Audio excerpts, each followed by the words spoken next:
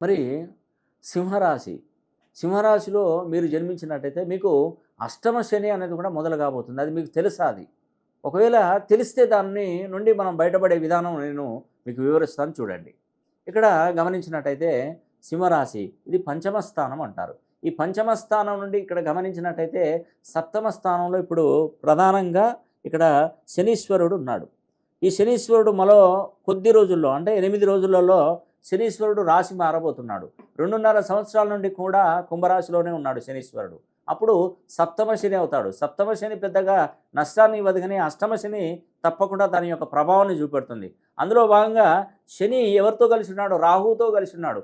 శని రాహువుతో కలిసినప్పుడు సింహరాశి వారికి అనేక రకమైనటువంటి కష్టాలు, ఆర్థిక ఇబ్బందులు, ఫైనాన్షియల్ ప్రాబ్లము, యాక్సిడెంట్లు, ప్రమాదాలు, నష్టాలు, కష్టాలు అన్నీ కూడా ఉంటాయి. మరి ఈ సమస్య నుండి మనం బయటపడాలంటే శని సప్తమ స్థానం